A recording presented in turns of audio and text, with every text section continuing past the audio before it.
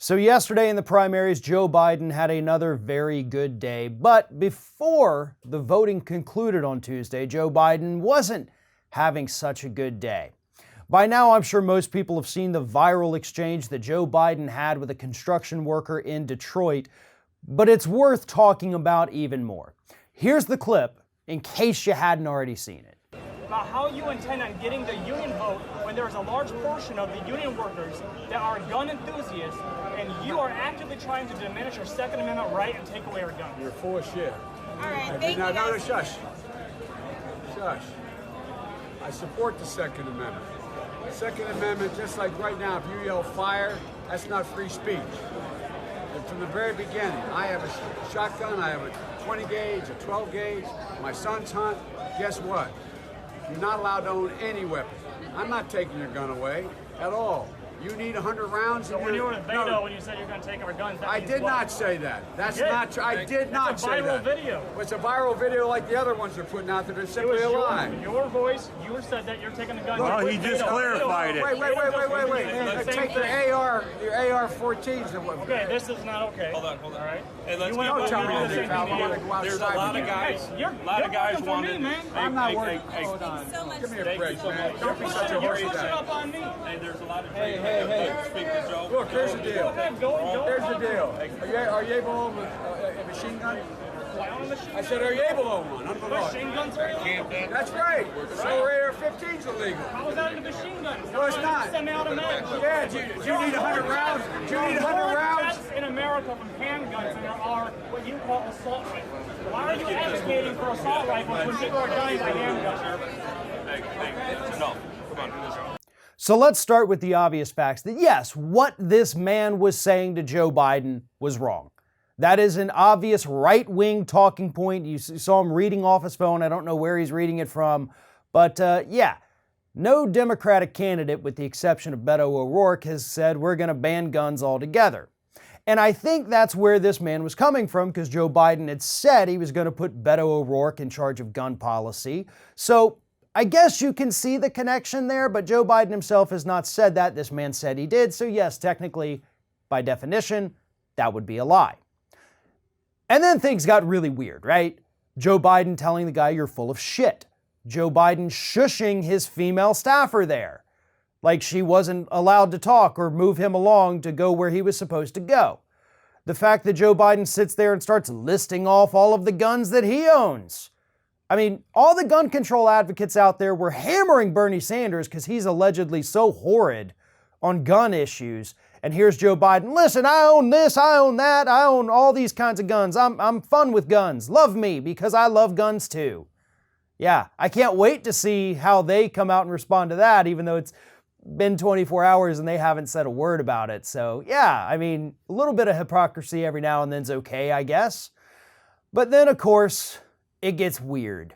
Even weirder than the weird stuff we've already talked about, which is when he tells the guy, like, we may have to go outside. What are you going to do, Joe? Are you going to fight this construction worker? This very young and rather fit-looking construction worker with your 70-plus-year-old frame? I mean, I don't doubt that you could probably get a few good licks in, but Joe, this is a young man in his prime, and you're not going to beat him up if that's what you're insinuating. It's simply not going to happen. I'm glad that he called the guy out for lying, and he should have left it at that. But he kept going, and he lost his cool, right? I mean, that's pretty obvious. The man lost his cool. But he didn't move on, and he didn't apologize, and he didn't understand why what he did was wrong. And I posted this on Twitter yesterday asking people, like, what would have happened if Donald Trump had done this to a voter? MSNBC would be given this wall-to-wall coverage for the next 6 months. This clip would be playing nonstop in progressive media if Donald Trump had done this. Had it been Bernie Sanders doing this, MSNBC also would have been playing this nonstop for the next 6 months. They would be calling for him to drop out of the race and possibly even resign his Senate seat. But Joe Biden does it, and what's the response?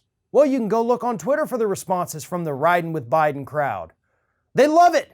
They think this is great. This is the best way to do it. This is how you fight back, by threatening to take somebody outside. No, folks, I'm sorry, but that's not how this works. You're the same folks who get up in arms every time Donald Trump gets a little testy with somebody out there, and you applaud it when Biden does it. You cannot have it both ways. I don't care which side of the aisle you're on. Consistency. If there is no consistency in your values, then you do not, in fact, have values. So either it's always wrong when the politicians lash out and snap at voters and tell them they're full of shit and they want to take them outside. Either it's always wrong or it's never wrong. Too many times people are willing to overlook the negatives on their own side, but are quick to call them out when they're on the other side, and that has to stop. What Joe Biden did was wrong. And it gets even worse because later in the day, after Joe Biden had had a chance to cool down, reporter asked him about his exchange. And what did Joe do?